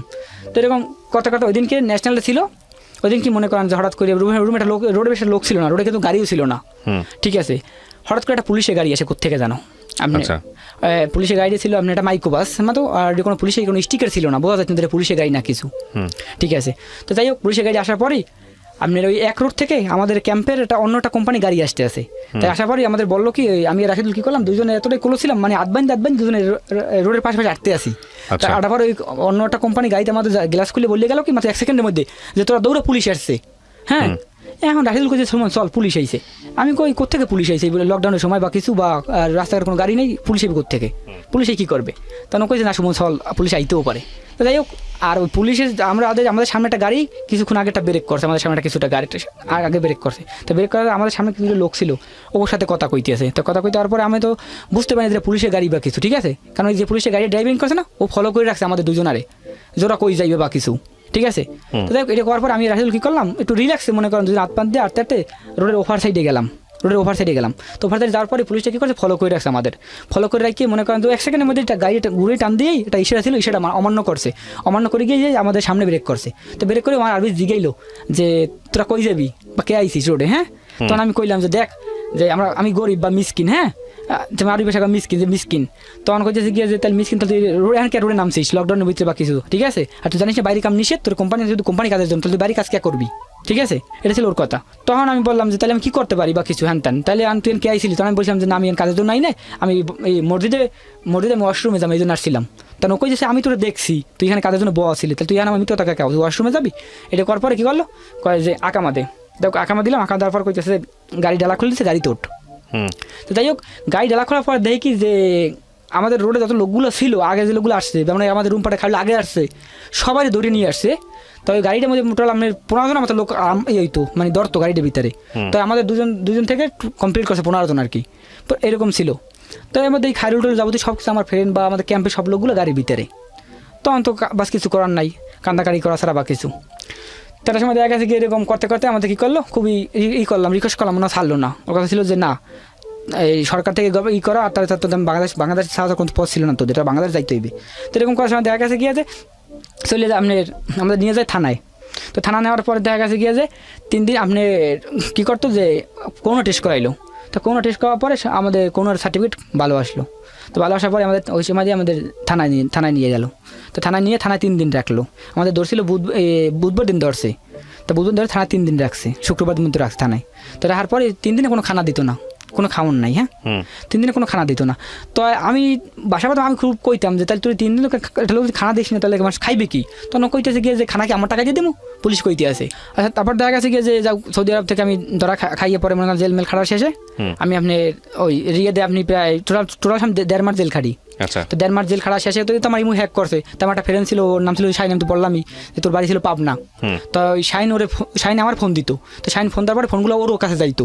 তোর কাছে যাওয়ার পর থেকেই ও মানে আগে থেকেই যেমন এর আমি টাকা পয়সা যাবতীয় যাওয়া সব কিছু দেওয়াটার পর থেকে মানে আমার এর মানে এটা মন ছিল অন্য রকমের। ঠিক আছে যে না আমার এটা টার্গেট ছিল কি যে আমি না অবশ্যই সুমন বাংলাদেশে আসলে আমি সুমনকে থাকবো না বা কিছু, আমি ওর টাকা যাতে লেখাপড়া করবো যাবতীয় সব কিছু করবো, কিন্তু একটা সময় গিয়ে ওটা আমি জিগামো না বা কিছু সময় আমি সাইডে দেবো বা সেটা ছিল ওর ভিতরে একটা প্ল্যান ছিল।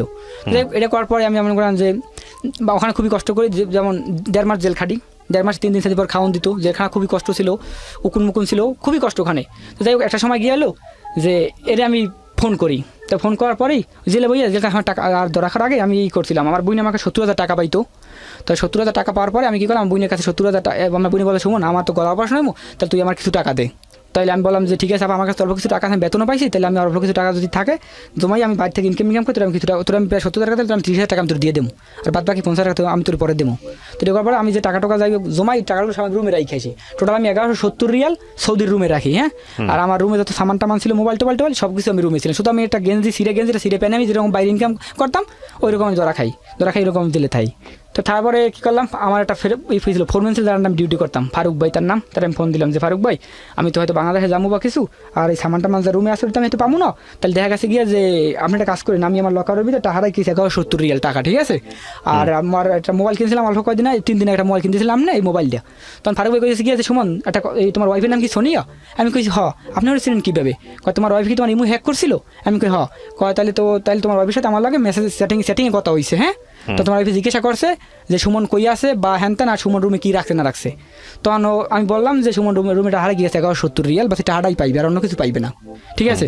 তখন বললো টাকাটা আমার কাছে পাঠান, তোমার ওই কথা কইছে। তখন আমি বললাম যে ফারুক ভাই এটা কাজ করেন, আমার তো জেলখানা চলতে খুব কষ্ট, তাহলে জেলখানা আমার কাছে মাত্র 3 টাকা ছিল, আপনি আমার 200 টাকা জেলখানা বিকাশে পাঠান আর বাদ বাকি টাকাটা আপনার কাছে রাখেন, কারণ আমার ফ্যামিলির এতটাই গরিব ছিল যে আমি যে এয়ারপোর্ট থেকে যে আমার নিতে আইবে এই টাকাটা ওর কাছে নাই, বা সেই কথা আমি একটু কিছু মিত্ররা বলছিলাম। তো যাই বলাটার পর মনে করেন দেখা গেছে গিয়া ফারুক ভাই কী বললো আমার এই 200 টাকা জেলখানা পাঠাই দিল। তো জেলখানা পাঠাই দেওয়ার পরে আমি শুধু ওই জেলখান থেকে শুধু 200 টাকা দিয়ে ফোনে কথা কইতাম। তো ফোনে 200 টাকা থেকে তোমাদের ফোন করলে আপনি প্রায় 5 টাকা লাগিয়ে যাইতো বাংলাদেশে ফোন করলে, কারণ একটা জেলখানাটা ব্যবসা ছিল, যাদের কাছে মোবাইল ছিল ওই কাছ থেকে। তো এরকম করে 200 টাকা কতদিন কথা কওয়া যায়। তা একটা সময় ফারুক ভাই ফোন দিয়ে করলাম যে পরে আমার ওয়েবসাইটে আমি সবসময় যোগাযোগ করতাম। তো করার তোমার খালি একটা জিনিসই বলতো তুমি বাংলাদেশে কবে আসবা, বাস তোমার বাংলাদেশ কবে পাঠাইবে, শুধু এই কথাই ছিল। আমি যদি বিকেতে আমি ভালো আছো কিনা খাইছো কিনা বা এই কথা উত্তর দিত না, বলতো তুমি বাংলাদেশে কবে আবা বা তোমার কবে পাঠাইবে, বাস এই কথাগুলো যদি কাছে জান। তখন আমি বললাম যে কবে পাঠাই তা তো আমি জানি না, ঠিক আছে, বাস আল্লাহ জানে, বাস নসিবে কবে বাংলাদেশ দেখবো বা কিছু, ঠিক আছে বা এরকম কিছু বলতাম। আর এখন খুবই আমি কষ্ট করতাম। তো একটা সময় আমি জেলখানাতে তো কান্দাকাটি করতাম, বাস ওই দিনকে যেদিনকে আমি টিকিটটা পাই বাস ওই দিনকে আমি বেশি কান্দাকাটি করি। কিন্তু কীরকম যেদিনকে আমি বুঝতে পারি যে আমার মনেই বলছে যে না ওজন একটা কিছু করছে, এরকম কিছু মন থেকে আমার একটা কষ্ট লাগতেছে বেশি। তখন খারুল কি করলো আমার খুব বুঝাইলো যে সুমন কি হয়েছে না হয়েছে বা এরকম কে কান্দা করিস। আমি বললাম যে ভাই সত্য কথা তোরে আমি বলি যে না ওটা কিছু করছে বাস এরকম কিছু, বাস আমার কেমন মন থেকে কইতে আছে। দেখো এই ওই দিনকে কী করলাম, আমি টিকিট পেলাম। তো টিকিট পেলাম দুপুর 2টার সময়, দুপুর 2টার সময় টিকিট পেলাম। আমার 440 জন বাংলাদেশে আবার টিকিট পেয়েছি জেলখানা থেকে। তো ওই মধ্যে আমার টিকিটটাও ছিল। তো আমি কী করলাম, আমার একটা লোক ছিল নাম ছিল শামীম ভাই বললাম বিষয় শামীম ভাই আমি তো টিকিটটা পাইছি, তো আমি আমার একটু ওয়াইফে জানাইতে পারি বা আমি একটা ফ্যামিলি জানাই, কারণ আমার মায়েরা খুব টেনশন, আমার আব্বা পুরো কান্দাকারি করে। তখন কিন্তু জেলখানায় ছিলাম। তখন কী করলো যে আমি টিকিটটা পাইছি মতো মনে করেন আমি আমার মায়ের 1 মিনিট ফোন দিলাম যে মা আমি তো টিকিটটা পাইছি, আমি বাংলাদেশ আইতেছি বা কিছু, ঠিক আছে। আর আমি আমার ওয়াইফের ফোন দিতে পারি না, কারণ ফোন টাকা ছিল না, কারণ আমি জানি যে তো অবশ্যই আমার মায় জানাই আমার ওয়াইফের যে সুমন আইতেছে বা কিছু, তো খুশি হইবে বা কিছু, ঠিক আছে, শুনলে বা কিছু। যাই হোক এটা আমার মায় আমি কথা বলার টিকিটটা পাই। তো টিকিটটা পাওয়ার শেষে কী করলো যে আরেকটা কথা আমি হয়তো ভুলে গেছিলাম, টাকাটা কাছে ছিল, ফারুকের কাছ থেকে ফোন দিয়ে টাকাটা নিয়ে নেয় আমার ওয়াইফে যে সুমনের টাকাটা আমার দিয়ে দেন, ঠিক আছে? তো ফারুক ভাই কি করে, বলে যে ঠিক আছে তাহলে আমি সুমনের কাছে জিজ্ঞাসা করি লই দেয় যে সুমন তোমার টাকা কি আমার ওয়াইফের দিব কিনা বা কিছু।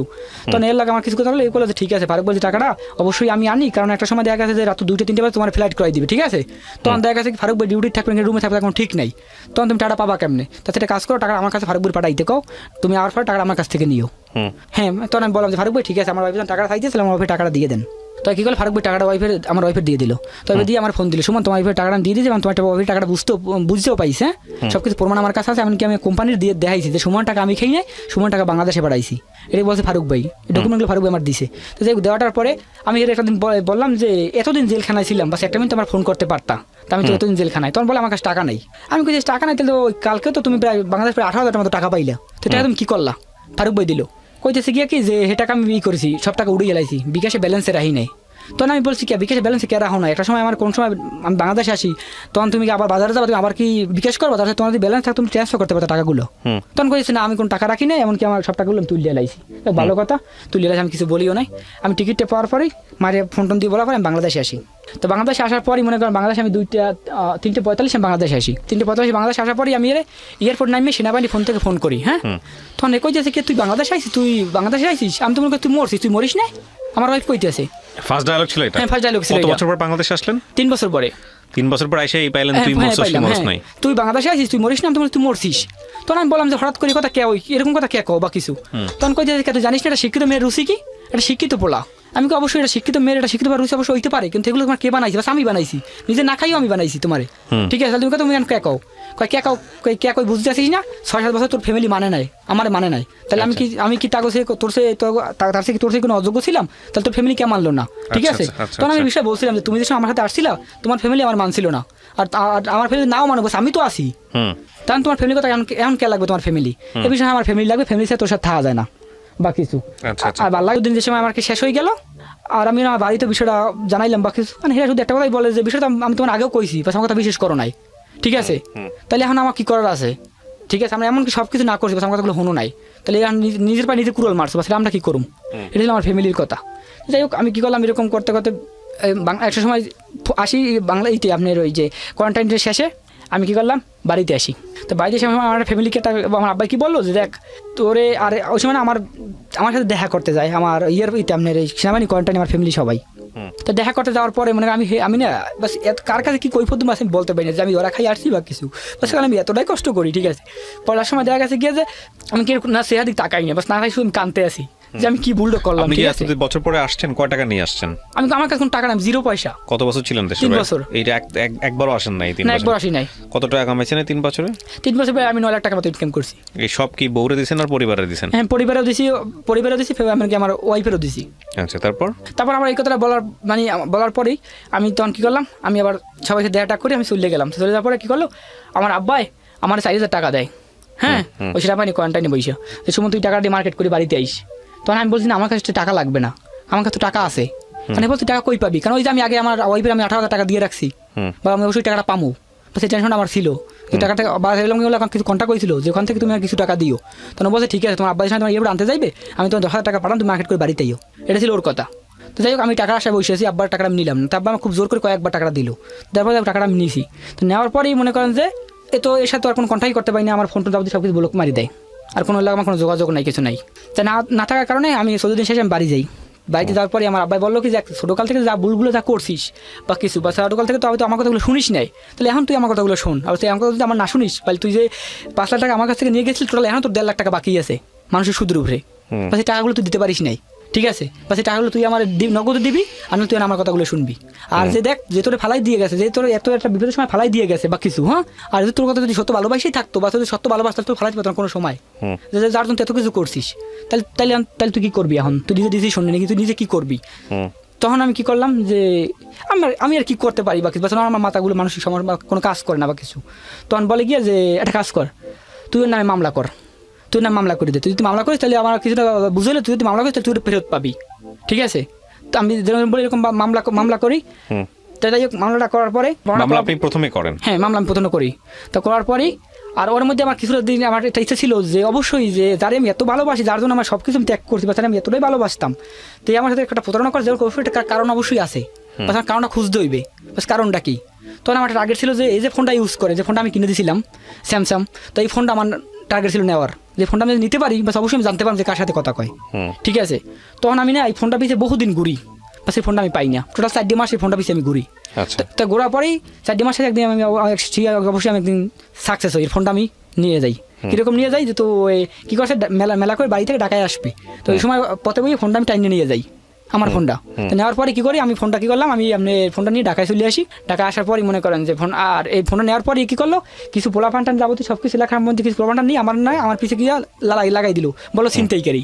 আচ্ছা আচ্ছা, ঠিক আছে, এরকম কিছু। তো যাই হোক, আমাদের এলাকার মতো কিছু আমার সিনে বা কিছু আমার বলে নাই, যাই হোক এরকম কিছুটা করার পরে ফোনটা আমি নিয়ে আসি। নিয়ে আসার পর ফোনটা আমি কী করি, যে আপনি ফরম্যাট মারি, হ্যাঁ ফ্ল্যাশ মারি, হ্যাঁ ফ্ল্যাশ মারার পরে সেট মেমোরি যেগুলো ছিল হয়তো ওগুলো চলে গেছে, মেমোরি যে ডকুমেন্টগুলো ছিল ওইগুলো আমি পাইছি। কীরকম, যে আর ও যে ফোনটা থেকে আমার ইমোটা হ্যাক করছিল, যে ইমোটা থেকে ওই ইমোটার নাম্বারে আমি একটা ইমো খুলি। তো ইমো খোলার পরেই ও যে পোলার সাথে রিলেশন করে, ওই পোলার দুলাভাই আমার ফোন দিছে। ঠিক আছে, এমনকি পোলা দুলাভাই সৌদি আরবে থাকে, পোলাও সৌদি আরবে থাকে। তো পোলা দুলাভাইয়ের সাথে আমার খুব ভালো একটা সম্পর্ক ছিল। তো পোলা দুলাভাই আমার ফোন দিয়ে কইতেছে কি, সুমন, আমি বললাম হ্যাঁ শাকিল ভাই কী অবস্থা কন দেই, কইতেছে সুমন আমি তোমার একটা কথা কম, তোমার কি বিশেষ হইবে কিনা। আমি কই শাকিল ভাই কন, কয় যে তোমার যে ভালো একটা ক্লোজ ছিল ফ্রেন্ড বন্ধু, যার জন্য তুমি এত কিছু করছো বা কিন্তু হ্যান ত্যান, তুমি যে জানো এত কিছু করলা, তোমার ওয়াইফের সাথে সম্পর্ক করে, রিলেশন করে, হ্যাঁ, আর ডিভোর্স দেওয়ার কারণ সব কিছু মাধ্যম ছিল। ঠিক আছে, আর সব কিছু প্রমাণ আমার কাছে আছে। তখন আমি বললাম যে শাকিল ভাই এখন তাদের বেইমিনিটে করছে বা কিছু হ্যান ত্যান, এই সন্দেহ করতে পারিনি বা আন্দাজে বা কিছু কোনো একটা ডকুমেন্ট ছাড়া বা কিছু। তখন ও কইছে গিয়ে যে আমি তোমার ডকুমেন্ট দেবো, ওর দুলাভাই বললো। তো আমি বললাম যে কীভাবে ডকুমেন্ট দিবেন, সে কইছে তাহলে তুমি একটা কাজ তুমি হ্যাক করো। ঠিক আছে, তখন কী করলাম, হ্যাক করে নিই আমি বাংলাদেশে বইয়া যাবতীয় সবগুলো আমি পাইয়ে যাই। তা আমি পাইয়ে যাওয়ার পর ওই সেটিংগুলো আবার কী করি, যে আমি চাই না এগুলো কী, তখন সে গিয়ে দেখ দোস্ত আমার কিছু করার নাই, যার কিছু দোষ ছিল তোর ওয়াইফের ছিল, বাস আমার কিছু নয়। আমি বললাম অবশ্যই আমার ওয়াইফের দোষ ছিল, কিন্তু আমার ওয়াইফ ছিল বাংলাদেশে, তুমি ছিল সৌদি আরবে, বাস তুমি তো আমার ওয়াইফে ফোন না দিতা বা কথা না কইতে, তাহলে আমার তোমার সাথে কথা বলতে পারতো না। ঠিক আছে, এখন কইছে কি যে হ্যাঁ না হ্যাঁ অবশ্যই তাছাড়া তোমার ওয়াইফ তোমার সাথে থাকবে না, তাহলে আমি কী করবো। ঠিক আছে, তাই হোক এরকম কিছু করে ডিভোর্স যায়। তো সব কিছু করাটার পরে আর আমার সময় বলে কি যে তোরা আমি যেদিনকে প্রথম এয়ারপোর্টে দিয়াই ওই দিন কি তোর আমার শেষ দেওয়া ছিল, বাস তুই জানতি না আমি জানতাম বিষয়টা, যে ওই জায়গা থেকে আমি তোর কাছ থেকে লেখাপড়া করবো, যাবতীয় সব কিছু আমি আদায় করবো। ঠিক আছে, সময় তোর সাথে থাকবো না। ঠিক আছে, এটা ছিল মানে ওর আর কি টার্গেটটা। তো যাই হোক এটা করার পরে যেহেতু ওর ফোনটা আমি নিয়ে যাই, তো নিয়ে যাওয়ার পরে ও কী করলো, ওর ফ্যামিলির কথা মতো আমার নামে একটা মামলা দেয়। আপনি মামলা দেওয়ার পরে হেও মামলা? হ্যাঁ মামলা দেয়। হ্যাঁ আমার নামে মামলা কত সালে মামলা হলো? মামলা হলো আপনার এই যে 20 সালে, আপনার 21 সালে। আচ্ছা, আপনি মামলা দিলেন কয় সালে? আমি মামলা দিয়েছি 21 সালে, ও দিয়েছি 21 সালে। আচ্ছা, আপনি কিসের মামলা দিয়েছেন? আমি মামলা দিয়েছিলাম এরকম যে আমি আপনার ও আমার কাছ থেকে টাকা পয়সা যাবতীয় সব কিছু আমার কাছে নিয়ে যায়, নিয়ে সব সময় ভালো লাগানো থাকবে না, আমার ডিভোর্স করে দেয়। এইটা উল্লেখ ছিল। তো ও কি একটা মামলা দিল আমার নামে, সিনথেটিক একটা মামলা দিল, ওই যে ফোন নিয়ে গেলাম এই জন্যে সিনথেটিক একটা মামলা দিল, আর একটা মামলা দিল কি আপনি সাদাবাস, 2টা মামলা দিল। তো এরকম বর্তমান অবস্থায় হয়তো সাদাবাজ আপনি কী করলো, যে পুলিশ আমাদের দেশে আসলো, ইনকোয়ারিতে আসলো, তো সবার খুঁজলো যে না পোলা ভালো বা কিছু, তারপরে সব কিছু আর হেও বিষয়টা জানলো যে না নিজের ব্যক্তিগত ফ্যামিলি ব্যাপার বা কিছু। ঠিক আছে, তখন ওই পুলিশ কী করলো, যে বললো যে কয়েকবার বললো আমার আব্বারেও বা সুর আব্বারেও বললো যে নিজে তৈরি করে তার কোনো দ্বন্দ্ব করে লাভ না বসে কিছু, তাইলে একটা কাজ করে আমরা মিলে জিলেই দিই। ঠিক আছে, আমরা মিলে জিলে দিই, কারণ কত লিখে যে আমার কথা আমার আব্বা কাছে যে অবশ্যই মিলমু, আমার ফোলা যে যা খাইছে যেটা খাইছে ওটা খাইয়ে ফেলাইছে, যেটা আছে ওটুকু আমার ফেরত দিয়ে দিক, অবশ্যই আছে ওর, তাহলে আমার মিলে দাম, তার সমস্যা নাই। আর ওই বিষয়গুলো না আমি না আপনার ওইটি আমি এগুলো ওর কাছ থেকে এরকম কিছু চাইতাম বা চাইও না বা কিছু না, কিন্তু আমার ফ্যামিলির কাছ থেকে পরিস্থিতি শিখে বা সেরকম হয়তো কল লাগে বা কিছু, কারণ আমি যদি একটা জিনিস বলতাম যে না ওরা আমি এতটা ভালোবাসতাম, ঠিক আছে, বারজন আমি এত কিছু করছি, যার জন্য আমার জীবনটা আমি শেষ করছি, বর্তমানে আমার জীবনটা শেষ, বর্তমানে আমি একটা মানসিক সমস্যার মধ্যে, যেমন নেশা মেশা যাবতীয় সব দিক দিয়ে। ঠিক আছে, কারণ এর জন্য পুরো আমার লাইফটা বাদ হয়ে গেছে, কারণ কত যে আমি এতটাই ভালোবাসতাম যারে বুঝাইতে পারতাম না বা কিছু। ঠিক আছে, কিন্তু একটা সময় না আমার সাথে কি একটা বেইমানি করলো। ঠিক আছে, এই আর কি, বাস আমি সহজভাবে ভালোবাসতাম, সবসময় আমি বিশ্বাস করতাম। তো এরকম মামলাটা আমরা কেন বলতে আসলেন এই গল্পটা আজকে? মামলা করার পরে কি আপনার অ্যারেস্ট হয়েছে এখন পর্যন্ত? না, এটা ও অ্যারেস্ট হয় না, বাস একটা তারিখ পড়ছিল, তো তারিখটা আমি হাজির হয়েছিলাম, বাস ও হাজির হয় নাই। এখন কি আপনার হাজবেন্ড ওয়াইফ আছেন না ডিভোর্স দিয়ে? না, ও ডিভোর্স দিয়েছে, কিন্তু ডিভোর্সটা আমি সাইন করি নাই। কতদিন আগে ডিভোর্স দিয়েছে? ও ডিভোর্স দিয়েছে আপনি প্রায় ডিভোর্স জানুয়ারি মাসে। হ্যাঁ। তো এই গল্পটা আপনি আজকে কেন বলতে আসলেন? বাস এই গল্পটা আমার কাছে এই জন্যই আছে বলছি যে আমি যে বুলডো করছি এর ভালোবাসিয়া, বা আমি যে বুলডো করছি যে আমি আমার ছোটকাল থেকে যে আমার লাইফ টাইম কীভাবে নষ্ট করছি, লেখাপড়া করি নাই বা এরকম, বাস আমি শুধু আমার দর্শকের মধ্যে এটাই বলতে চাইছি যে বা বলতে চাইছি আমার হাজারো প্রবাসী আছে, যেমন একটা সময় দেখা গেছে গিয়ে কি যে তার টাকা পয়সা যাবতীয় সব কিছু দেয় বাংলাদেশ, তার ওয়াইফের একটা ফ্যামিলি দেয়, কিন্তু একটা সময় গিয়ে ওই লোকটা নিঃস্ব হয়ে আসে, বাস কিছু থাকে না ওই লোকটার কাছে, তো ওই লোকটা সুইসাইড ছাড়া কোনো পথ থাকে না। বাস আমার বেলায় তাই হয়েছে, আমার বেলায় যে টাকা পয়সা যাবতীয় সব আমি লেখাপড়া করা যাবতীয় সব কিছু আমি ওর জন্য শেষ করি বা কিছু সব কিছু, বাস একটা সময় আমি কী পাইলাম, বাস আমি কিছু পাই নাই। বাস এই কথাগুলো শুধু আমি দর্শকে বলতে চাই, আমার মধ্যে হাজারো লোক আছে যে এই ভুলগুলো করে, বাস এই জন্য আমার কাছে বলতে চাই যে আমি যে মাকে কেউ মন থেকে যেন ভালোবাস না, বা সে এরকম যেন শেখা না খায়। যেমন যেটা আমার বেলা যা হয়েছে যে আমি যেটা এতটাই ভালোবাসতাম যে আমার যদি বলতো যে তুমি আমার রাতের দিন করে দেওয়া সত্যি চেষ্টা করতাম। এমন করোনার মধ্যে মানুষ খাইতে পারতো না, বাস করোনার মধ্যে এটা আমি থাকার জন্য তার ফ্যামিলিতে পার্সোনাল টাকা দিই, বা পার্সোনাল থাকার জন্য রুম বানাই দিই, যাবতীয় ইন্টারনেট সব কিছু আমি তার দিই। করোনার মধ্যে আমার ফ্যামিলি আমার কাছে টাকা চাইতো, তখন আমি বলতাম যে আমার তো আব্বা আমার কাছে খাওয়ান চান সব দিকে সমস্যা, তখন ঠিক আছে লাগলে টাকা তুই আরও নিস, তো তুই শান্তির থাকিস, ঠিক আছে, কথা আমার আব্বাই বলতো, কিন্তু ওরে আমি দিতাম। আর এর ফলে আমার কাছে কি বায়না করতো, তাহলে কোনো মধ্যে আমি না খাই থাকবো বা কিছু হ্যান ত্যান, ঠিক আছে, মানে এরকম করতো সবসময় আমার কাছে। আসলে আমি একটা কথাই বলি, মানে আপনাকে আমার কোনো কিছু বলার নাই, কারণ আপনি অলরেডি শিক্ষা পেয়েছেন বলে এখানে আসছেন। তবে এখানে যারা গল্পটা শুনলেন তাদেরকে শুধু একটা কথাই বলার আছে, সেটা হলো দেখেন, আমাদের সমাজে টাকা ইনকাম করা এখন আর কোনো সমস্যা না। এই বয়সে গিয়েও সে বিদেশে গিয়ে এত টাকা ইনকাম করেছে, সেটা বৈধ না অবৈধ সেটা অবশ্যই তর্কের বিষয় আছে, এবং সে বিষয়টা আমরা অবশ্যই সাপোর্ট করি না, অবৈধ বিষয়। কিন্তু অর্থ রোজগার করা যায়, অনেকই আছে অবৈধভাবে ওখানে দেশে যায়, গিয়ে তারপরে পরবর্তীতে বৈধ হয়ে যায়, সেটাও একটা অন্য ইস্যু। কিন্তু আমি যেটা বলতে চাই যে আমাদের অর্থ আসতেছে, দারিদ্র অবস্থা ধীরে ধীরে দূর হয়ে যাচ্ছে, কিন্তু সমস্যাটা কোথায় জানেন? আমরা আমাদের ছেলে মেয়ে বা আমাদের জেনারেশনের ইনক্লুডিং সবাইকে বলতেছি না, আমাদের সহ প্রপার এডুকেশনটা আমরা পাচ্ছি না। নইলে এই অল্প বয়সে বিয়েটা করা এবং করে এভাবে ফেসে যাওয়া, এগুলো আসলে খুবই চিন্তার বিষয়। এবং এই ধাক্কাটা কাটিয়ে ওঠাটা ওর জন্য হয়তো বা খুব সহজ হবে, কারণ ওর বয়স আছে, কিন্তু বয়সকালে গিয়েও অনেকে এরকম ধাক্কার মুখে পড়েন। তো সবাইকে একটা বিনীত অনুরোধ থাকবে যে এগুলোর ব্যাপারে সচেতন হবেন, এবং নিঃসন্দেহে এটা একটা অনেক বড় শিক্ষণীয় গল্প। আমি কাউকেই ছোট করতে চাই না, তবে আমি মূল কারণটা দায়ী করতে চাই অপ্রাপ্ত বয়সে এই ধরনের সম্পর্কে জড়ানো। বাকিটুকু